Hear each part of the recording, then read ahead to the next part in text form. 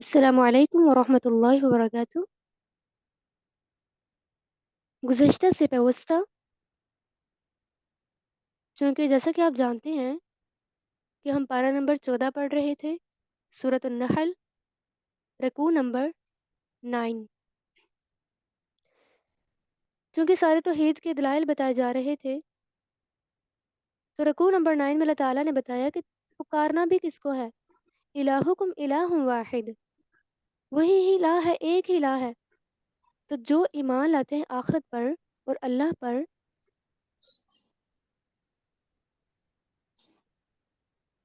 وہی درست ہیں، وہی صرف اس اللہ کو مانتے ہیں۔ فالذین لا یؤمنون بالآخرہ، تو جو نہیں مان لاتے، جن کا آخرت پر ایمان ہی نہیں ہوتا، ان کے دل ہی انکار کرنے والے ہوتے ہیں، وہ تکبر کرتے ہیں۔ صرف انسان ایمان کس وجہ سے نہیں لاتا؟ تکبر کی وجہ سے، اپنے آپ کو بڑا سمجھنے کی وجہ سے۔ لیکن اللہ تو راز کو جانتا ہے، چاہے وہ ظاہر ہوں چاہے پوشیدہ ہوں، وہ تو متکبرین کو پسند ہی نہیں کرتا۔ انہ لا یحب المستکبرین، بے شک وہ تکبر کرنے والوں کو نہیں پسند کرتا۔ جب ان متکبروں کو کہا جائے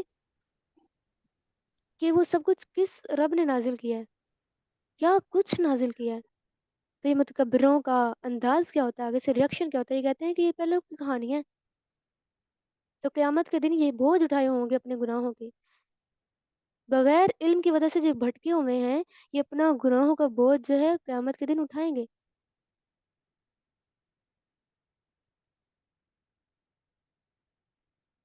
قیامت کے دن ان کے لیے رسوائی ہی رسوائی ہوگی۔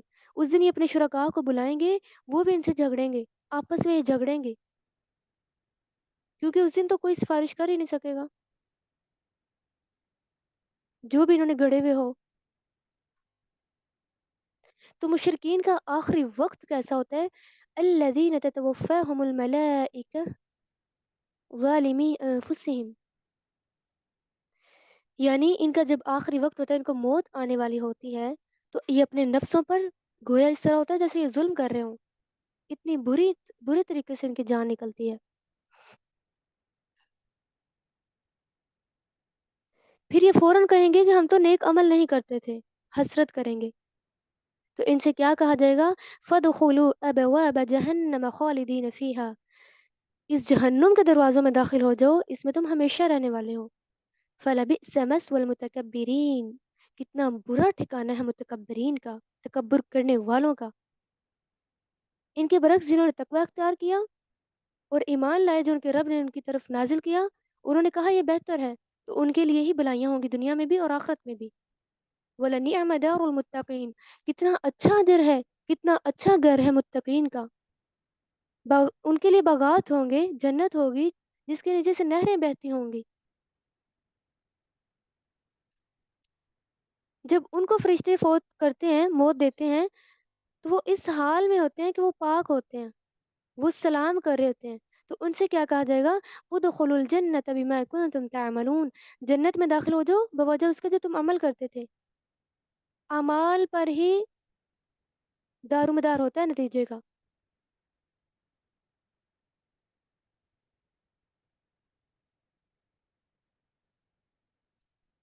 پہلے لوگوں نے بھی ایسا کیا، وہ بھی اپنے نفسوں پر ظلم کرتے تھے، ان کا بھی ایسا ہی انجام ہوا۔ کیوں؟ کیونکہ وہ مذاق اڑاتے تھے، اللہ تعالیٰ نے ان کو گھیر لیا۔ رکوع نمبر 11 میں بتایا جا رہا ہے کہ یہ جو شریک تھے، یہ کہتے ہیں کہ اگر اللہ چاہتا ہم نہ عبادت کرتے اپنے باوجات کی، ہم کسی چیز کو حرام نہ ٹھہراتے جو اللہ تعالیٰ نے حلال کی ہوئی ہے، ہم ایسا نہ کرتے۔ تو اللہ تعالیٰ فرما رہے ہیں کہ ہم رسولوں کو ہم نے نہیں بھیجا تھا پیغام پہنچانے والا؟ یعنی ایسے کر رہے ہیں جیسے اللہ تعالیٰ کو تو پتہ ہی نہیں ہے ان کے پروپیگنڈوں کا۔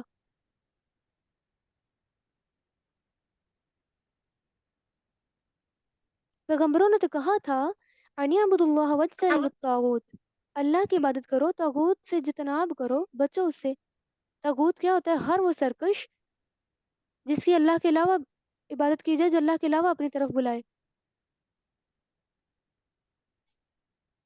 تو جو نہ مانے، جس ہدایت نہ پائے، تو اس کے لیے گمراہی ہے۔ اللہ تعالیٰ فرما رہے چلو پھرو زمین پر، دیکھو جھٹلانے والوں کا انجام کیسا ہوا، تاکہ نیکسٹ کوئی ایسا نہ کرے۔ आप सल्लल्लाहु अलैहि वसल्लम से अल्लाह ताला फरमा रहे हैं अगर आप जितने भी हिर्स करेंगे इन पर कि इनको हिदायत मिल जाए, इनको नहीं मिलेगी ऐसे ज़ालिमों को, ये भटकते ही रहेंगे। अल्लाह ने भी अब कसम खा ली है इनके ईमान की, ताकि अल्लाह ताला वाज़ह कर दे कि कौन इख्तिलाफ़ करता है। झुठलाने वालों का अंजाम ही ऐसा है। अल्लाह की तो ताकत है, इन शरीकों की क्या ताकत है? रुकू नंबर 12 में बताया जा रहा है, यानी अल्लाह की ताकत इतनी वो कुन कहकर हर चीज़ को बना लेता है। तो वो जिन्होंने अल्लाह की खातिर हिजरत की, हत्ता कि उन पर ज़ुल्म भी किया गया, दुनिया में भी उनके लिए भलाइयाँ हैं, आखिरत में उनके लिए बहुत बड़े अजर हैं, क्योंकि उन्होंने सब्र किया, तवक्कुल किया अल्लाह अल्लाह ताला पर।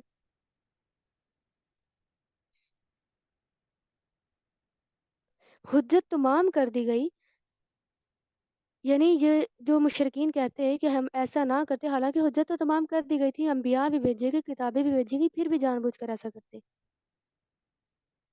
अल्लाह ताला ने ये सारे वाक़यात इसलिए बयान किए किए वलअल्लहुम यतफक्करून, ताकि गौर-व-फ़िक्र करें। तो जो कोई चाल चलेगा, अल्लाह ताला उसको ज़मीन में दसा देते हैं। उन पर सख्त अज़ाब आता है, पकड़ हो जाती है। हालाँकि उस अल्लाह के लिए तो साए भी झुके होते हैं, दाएँ और बाएँ से, क्योंकि उसी ने पैदा किया सबको। वलिल्लाहि यसजुदु मा फ़िस समावाति व मा फ़िल अर्ज़। वही अल्लाह है जिसके लिए ज़मीन और आसमान में हर चीज़ झुक रही है अल्लाह के आगे। हत्ता के फरिश्ते भी उसकी तस्बीह बयान करें, वो तकब्बुर नहीं करते हैं। तो इस आयत में आयत नंबर 49 में सूरत नहल में सजदा आया है, तो इंशाल्लाह इस क्लास के बाद सबने सजदा तिलावत को ज़रूर अपनाना होगा। उसके बाद रुकू नंबर 13 में अल्लाह ताला बयान कर रहे हैं, हुक्म दे रहे हैं कि अल्लाह के सिवा किसी को इलाह ना बनाओ, यानी 2 इलाह ना बनाओ, वही इलाह है, एक है। बस अल्लाह से डरना है। क्यों? क्योंकि उसी के लिए है जो आसमान और ज़मीन है। ज़मीन में जो कुछ भी है, आसमान में जो कुछ भी है, सब कुछ अल्लाह के लिए है। अल्लाह के सिवा किसी से नहीं डरना। इन मुशरिकीन का तर्ज़ अमल कैसा है, जब भी इनको कोई तकलीफ़ पहुँचती है, तो फिर बहुत फ़रियाद करते हैं अल्लाह की तरफ। जैसे ही तकलीफ़ हटती है, फिर शिर्क करना शुरू हो जाते हैं। अल्लाह के लिए बेटियाँ बना लेते हैं, वो तो पाक है। हालाँकि इनको बेटी की खबर दी जाए, तो इनको इतनी बुरी लगती है ये खबर, जब भी इनको खबर दी जाए बेटी की, तो इनको बहुत बुरी लगती है। तो क्या अल्लाह ताला को पसंद है ऐसी चीज़, जो ये अल्लाह की तरफ मंसूब कर देते हैं? तो जो आखिरत पर ईमान नहीं रखते, उनके लिए बहुत बुरी मिसाल है। अल्लाह ताला के फ़ैसले की हिकमत देखिए, रुकू नंबर 14 में, वलौ युआखिदुल्लाहु अन्नास बिज़ुल्मिहिम मा तरक। अगर अल्लाह ताला पकड़ते रहते ज़ुल्म की वजह से लोगों को दुनिया में ही, तो कोई भी ना बचता, कोई जानदार भी ना बचता। क्योंकि जब किसी की पकड़ होती है, किसी बस्ती की, उसमें जानदार भी मारे जाते हैं। इसलिए अल्लाह ताला दुनिया में मोहलत दे रहे हैं, आखिरत में पकड़ होगी। एक मुद्दत तक मोहलत मिलती है। फिर जब वक़्त आ जाएगा, ना आगे होगा, ना पीछे होगा, 1 सेकंड भी।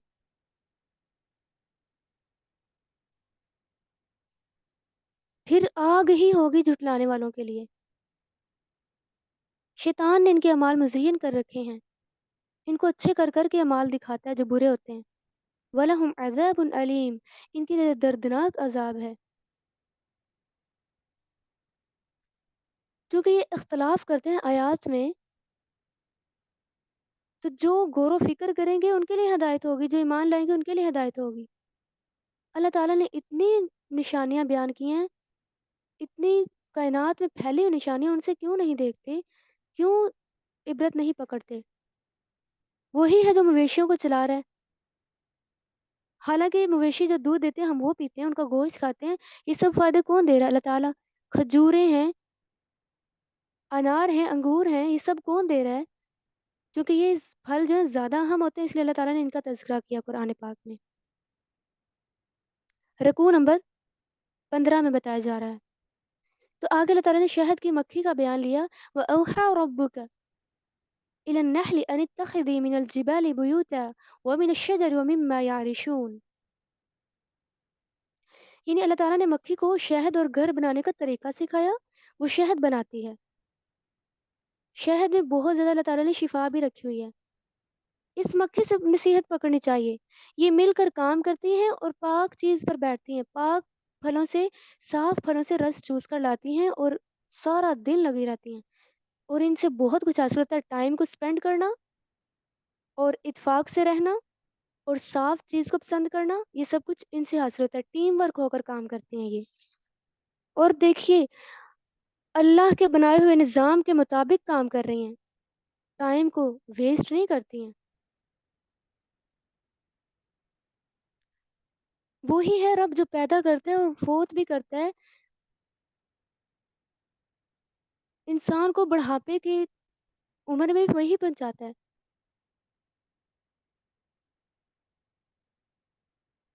رکوع نمبر 16 میں اللہ تعالیٰ نے بتایا نعمتوں میں، یعنی بعض کو بعض پر فضیلت دی. یعنی اتنی زیادہ نعمتیں دی. رزق میں اللہ تعالیٰ نے اولاد میں سب کو بعض کے اوپر بعض کو مطلب فضیلت عطا کی ہے. کسی کو اللہ تعالیٰ نے بھوکا نہیں چھوڑا، چاہے وہ کافر ہی کیوں نہ ہو. یہ اللہ تعالیٰ ان کو مہلت دے رہے ہیں. اور ایمان والوں کو تو ویسے ہی اللہ تعالیٰ وہ بہت زیادہ نوازتے ہیں. وہی ہے اللہ تعالیٰ جس نے جوڑے بنائے، پھر بیٹے اور بیٹیاں عطا کی. کیا پھر باطل پر لوگ ایمان لاتے ہیں؟ معبودانہ باطل جو کہ خود گھڑے ہوئے ہیں انہوں نے ہاتھوں سے. اللہ کے سوا پھر بھی کسی کو پکارتے ہیں جو کہ استطاعت بھی نہیں رکھتے کچھ دینے کی. اللہ تعالیٰ تو جانتا ہے کہ کون کیسا عمل کر رہا ہے. اللہ تعالیٰ اس شرک کی مثال اس طرح بیان کر رہے ہیں آیت نمبر 75 میں. ضرب الله مثلا عبدا مملوكا لا يقدر على شيء ومن رزقناه منا رزقا حسنا فهو ينفق منه سرا وجهرا هل يستوون الحمد لله بل أكثرهم لا يعلمون. دو لوگوں کی مثال ہے، یعنی ایک ان میں سے گونگا ہے، کچھ بھی نہیں کر سکتا. وہ اپنے آقا پر ایویں بس بوجھ بنا ہوا ہے. جہاں بھی اس کو بھیجو وہ کچھ نہیں کر سکتا، وہ کچھ بھی نہیں لے کے آتا. تو کیا وہ برابر ہو سکتا ہے اس کے جو عدل کا حکم دے سکتا ہے؟ اسی طرح خالق اور مخلوق برابر نہیں ہو سکتے. یہ مشرک جن کو خود مطلب یہ جو انسان ہی ہے نا، یہ بھی جن کو یہ شریک بنا لیتے ہیں، اللہ نے ان کو پیدا کیا ہے. کیا وہ مخلوق اور خالق دونوں برابر ہوں گے؟ کیا شرک اور توحید برابر ہوگی؟ کبھی بھی نہیں. وہ تو اللہ زمین و آسمان کے غیب کو بھی جانتا ہے. حتیٰ کہ کوئی آنکھ بھی جھپکتا ہے وہ بھی اللہ جان رہے ہوتے ہیں.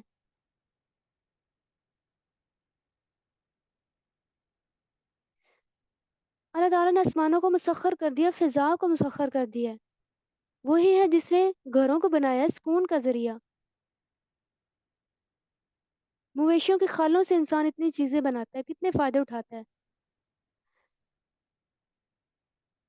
اس صورت میں اللہ تعالیٰ مویشیوں کے زیادہ فائدے بتا رہے ہیں کیونکہ صورت کا نام ہی اس سے مل رہا ہے. ان کی اون سے، پشم سے، بالوں سے انسان کیا کیا بناتا ہے. حتیٰ کہ کپڑے، جوتے وغیرہ بھی ان سے ہی بنتے ہیں. اللہ تعالیٰ نے کسی بھی چیز کو فضول نہیں پیدا کیا. ہر چیز کا ایک نہ ایک مقصد ہے، کچھ نہ کچھ طرح وہ یوز ہوتا ہے.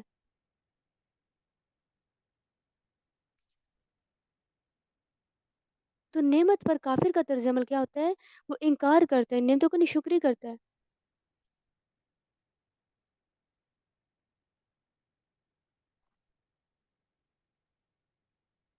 یہ سورۃ النحل میں ہم پڑھ رہے ہیں. میں نے مطلب 2 دفعہ پہلے بھی بتا دیا کہ سورۃ نحل ابھی جاری ہے. سورۃ نحل میں یعنی ابھی میں نے پچھلے پیج بھی بتایا کہ سورۃ نحل ہے جس میں اللہ تعالیٰ نے سارے جانوروں کا ذکر بتایا کہ ان سے انسان فائدے اٹھا رہا ہے. پارہ نمبر 14 ہے اور سورۃ نحل ہے اور رکوع نمبر 18 ہے.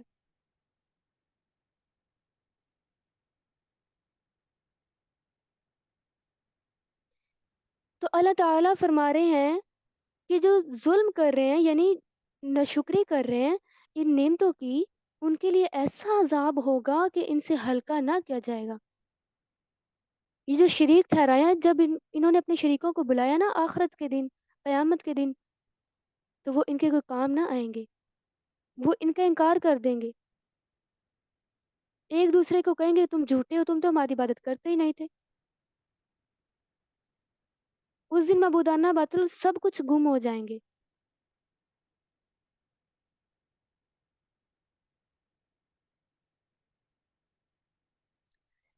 تو ان کافروں کا انجام کیا ہے؟ الذین کفروا وصدوا عن سبیل اللہ زدناہم عذابا فوق العذاب بما كانوا یفسدون۔ یہ اللہ کے رستے سے روکتے ہیں، ان کا عذاب زیادہ کر دیا جائے گا۔ دیکھیے آج ہم جب اوپر ایک بستر لے لیتے ہیں، اس کے اوپر اور رکھے جائیں تو انسان تو ویسے ہی بے ہوش ہو جانے والا ہو جاتا ہے۔ تو سوچئے جب آگ کی لپٹ ہوگی تو وہ کیسی ہوگی، اوپر تہے لگی ہوں گی۔ اللہ تعالی ہمیں ایسے انجام سے محفوظ فرمائے۔ اس دن اللہ تعالیٰ گواہوں کو بلائیں گے، یعنی جس دن ہر امت میں سے ہم، اللہ تعالیٰ فرما رہے ہیں، ہم گواہ کھڑا کریں گے، پھر ان کو اجازت نہ دی جائے گی جنہوں نے کفر کیا، نہ شکری کا نتیجہ سامنے آ جائے گا، ایسے نہیں چھوڑ دیا جائے گا۔ گواہی جو ہے وہ علم کی بنیاد پر ہوگی۔ اس دن کافروں کو عذر بہانے بنانے کی اجازت نہیں دی جائے گی، تو ان کو مہلت بھی نہیں دی جائے گی۔ ایسی سزا ہوگی جس طرح پھانسی دی جاتی ہے۔ اللہ تعالیٰ کا حکم کیا ہے؟ رکوع نمبر 19 میں ان اللہ یأمر بالعدل والاحسان وایتاء ذی القربى وینہی عن الفحشاء والمنکر والبغی، یعنی اللہ تعالیٰ حکم کیا دے رہے ہیں؟ عدل کا، احسان کا۔ کن کے ساتھ؟ قرابت واروں کے ساتھ۔ اور بے حیائی سے رکنا ہے، برائی سے رکنا ہے، زیادتی سے رکنا ہے، کیونکہ شرک میں انسان زیادتی ہی کرتا ہے، اللہ تعالیٰ سے بڑھ جاتا ہے، یعنی اللہ تعالیٰ کی حد سے بڑھ کر کسی کی عبادت کرنا، یہی تو شرک ہے، کسی کو پکارنا۔ تو اللہ تعالیٰ کیوں یہ نصیحت دلا رہے ہیں، کیوں بتا رہے ہیں؟ تاکہ تم نصیحت حاصل کرو، یہ اللہ تعالیٰ نے حکم دیا ہے کہ ایسا کرو، اللہ کے عہدوں کو پورا کرو، قسموں کو بھی نہیں توڑنا جب کہ تم انہیں پکا کر لو۔ تو جو وعدہ توڑ دے اس کی مثال اللہ تعالیٰ نے اس طرح بیان کی ہے، فرمایا اس عورت کی طرح نہ ہو جاؤ۔ کہا جاتا ہے کہ مکہ میں ایک عورت تھی جس کا دماغ جو تھا وہ ٹھیک نہیں تھا، وہ خود سارا اون مطلب کہ سوت کا کاٹتی، شام تک کاٹتی رہتی، پھر اینڈ پہ جا کے کیا کر دیتی؟ سارا ٹکڑے ٹکڑے کر دیتی۔ یہ چرخے سے کاٹنا بہت مشکل ہوتا ہے، یہ جو اون کا دھاگا وغیرہ ہوتا ہے۔ تو جو وعدہ کر کے توڑ دے اس کی مثال بھی اس طرح کی ہے۔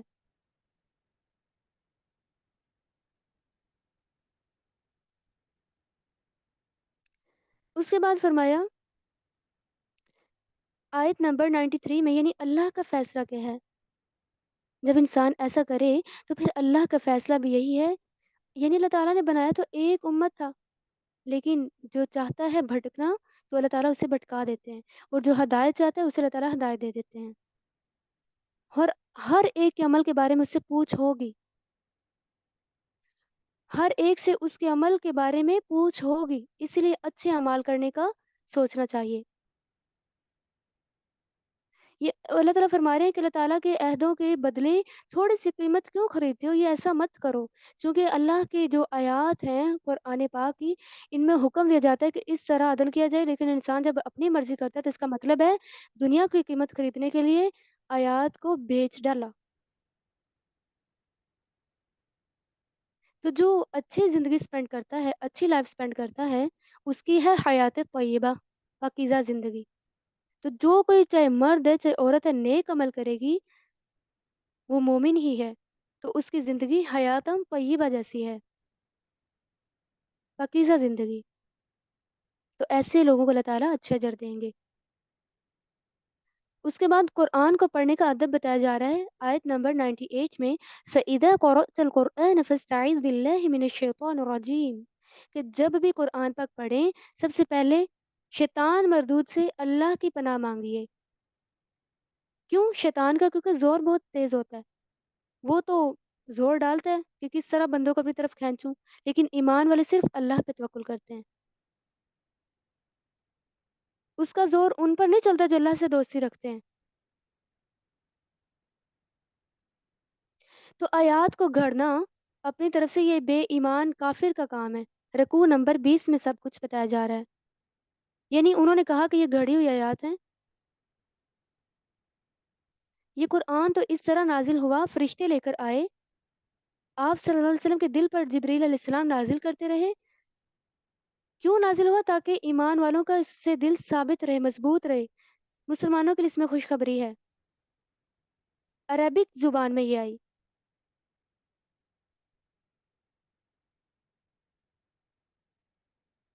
تو جو الحاد کرتے ہیں، ایمان کا انکار کرتے ہیں، آیات کا انکار کر دیتے ہیں، اللہ تعالیٰ انہیں ہدایت نہیں دیتے، ان کے لیے دردناک عذاب ہے۔ اس کے بعد آیت نمبر 106 میں شان نزول ہے، من کفر باللہ من بعد ایمانہ، فرمایا کہہ دیجئے جبرائیل علیہ السلام نے یعنی اللہ کے حکم سے اس قرآن کو پورے 23 سال میں آہستہ آہستہ حق کے ساتھ نازل کیا۔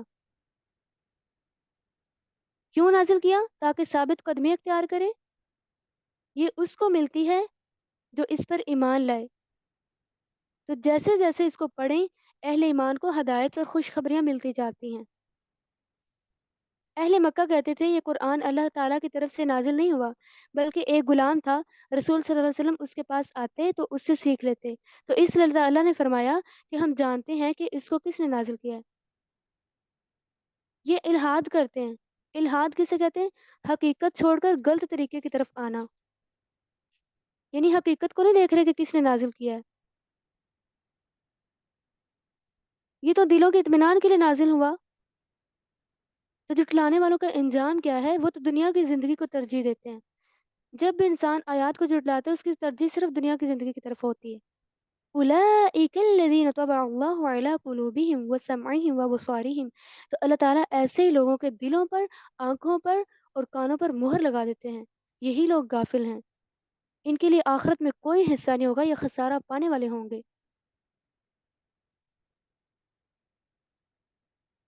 تو اللہ تعالیٰ کن کو بخشیں گے؟ جنہوں نے اللہ کی خاطر جہاد کیا، کوشش کی، ایمان میں صبر کیا۔ اس دن ہر نفس کو اس کا پورا کے پورا بدلہ دیا جائے گا۔ اس کے بعد رکوع نمبر 15 میں یعنی 21 میں بیان کیا جا رہا ہے ایک بستی کا ذکر، آیت نمبر 112۔ بستی کا ذکر کیا ہے؟ مفسرین کے نزدیک یہ مکہ کی بستی ہے۔ زمانہ جاہلیت میں مکہ امن والی بستی تھی۔ اہل عرب کا پیشہ لوٹ مار تھا، یعنی لوٹتے تھے لوگوں کو، لیکن حرم کی جو جگہ تھی وہ محفوظ تھی۔ ہر طرف سے وافر ان کے پاس رزق آتا تھا، لوگ ان کے پاس حج کرنے آتے اور ویسے بھی آتے جاتے۔ اللہ نے ان کے پاس رسول بھیجا، لیکن انہوں نے کفر کیا، ناشکری کی۔ اللہ نے ان سے نعمتیں لے لی اور ان پر قحط کا عذاب دیا۔ اتنا قحط تھا کہ لوگ اونٹ کے بال خون میں بھگو کر کھانے لگے۔ تو یہ تب ہوا جب رسول صلی اللہ علیہ وسلم نے ہجرت کی۔ رسول صلی اللہ علیہ وسلم نے پھر اللہ سے دعا کی، جنگوں کی وجہ سے ان پر خوف ہی رہتا۔ یہ سب کیوں ہوا؟ ان کے اعمال کی وجہ سے۔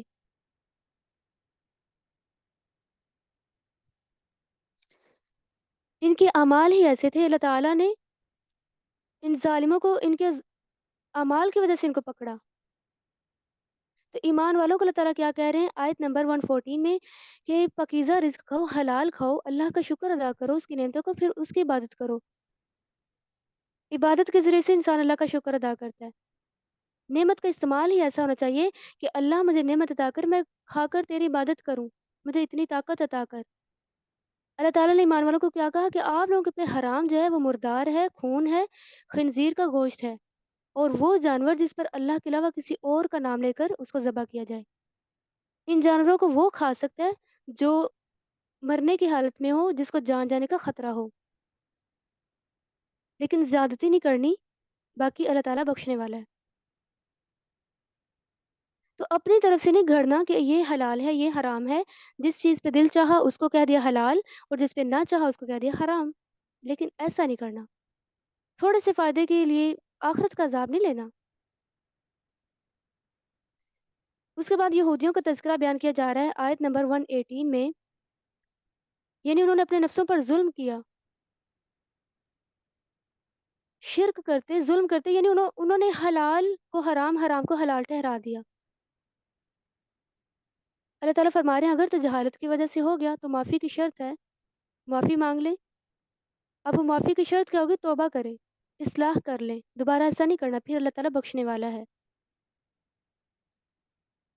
اس کے بعد رکوع نمبر 22 میں بتایا، حضرت ابراہیم علیہ السلام کا ذکر خیر کیا، ان ابراہیم کان امتا قانتا للہ حنیفا۔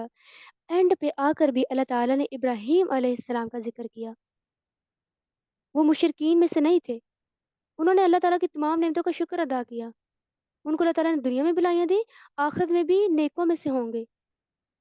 اللہ تعالیٰ وہی بھی کر رہے ہیں کہ ابراہیم علیہ السلام کی ملت پر ان کی پیروی کرو، مشرکین میں سے نہ ہو جاؤ، جنہوں نے ہفتے کے دن مچھلیاں پکڑی، ہفتے کے دن اختلاف کیا، یہ پیچھے ہم پڑ چکے ہیں، وہ ہر چیز میں اختلاف کرتے۔ تو اللہ تعالیٰ آپ صلی اللہ علیہ وسلم سے فرما رہے ہیں کہ آپ ان کو نصیحت کیجیے، اچھی طرح ان سے بات کیجیے، بحث نہیں کرنی ان کے ساتھ، جو رستے سے بھٹک جائے اللہ تعالیٰ زیادہ جانتے ہیں کس کو ہدایت دینی ہے۔ تو جیسا آپ کے ساتھ لوگ کرتے ہیں آپ نے ویسا نہیں کرنا، ان کو تکلیف نہیں دینی، صبر کرنا ہے، اللہ تعالیٰ تو صبر کرنے والوں کو پسند کرتا ہے۔ آپ نے غم نہیں کرنا، آپ کے سینے میں کوئی تنگی نہیں ہونی چاہیے جب بھی یہ کوئی چالیں چلیں، مشرکین، منافقین، کافر، اللہ تعالیٰ آپ صلی اللہ علیہ وسلم کو کہہ رہے ہیں کہ آپ نے پریشان نہیں ہونا، آپ کے سینے میں تنگی نہیں ہونی چاہیے، آپ نے صبر کرنا ہے۔ ان اللہ مع الذین اتقوا والذین هم محسنون، آخری آیت میں، پارہ نمبر 14 کی آخری آیت میں اللہ تعالیٰ نے آپ صلی اللہ علیہ وسلم کو بتایا کہ اللہ تعالیٰ تقوی والوں کے ساتھ ہے اور ان کے ساتھ ہے جو احسان کرنے والے ہیں۔ یعنی آپ صلی اللہ علیہ وسلم کو ساری تلقین کر کے سمجھا کر آخر پہ اللہ تعالیٰ نے فرمایا کہ اللہ تعالیٰ محسنین کے ساتھ ہی ہیں، ایسا ہی بننا ہے۔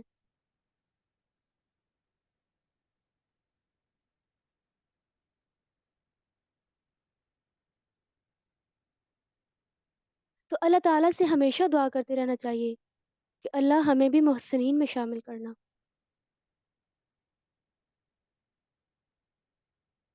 اچھے خاتمے کی دعا کرنی چاہیے، اللہم انی اسألک حسن الخاتمہ، اے اللہ میرا خاتمہ اچھا کرنا۔ تو اللہ تعالیٰ سے دعا ہے کہ وہ ہمیں محسن بنائے، اپنے چہرے کے لیے خالص کر لے، اپنا دیدار نصیب فرمائے قیامت کے دن، اور بغیر حساب کے اللہ تعالیٰ ہم سب کو جنت الفردوس میں داخل کرے۔ تو یہ آج کا پارہ ہوتا ہے مکمل، 14واں پارہ۔ تو اللہ تعالیٰ ہمیں عمل کرنے کی توفیق عطا فرمائے، خالص اپنا بندہ بنا لے۔ وآخر دعوانا ان الحمد للہ رب العالمین۔ السلام علیکم ورحمۃ اللہ وبرکاتہ۔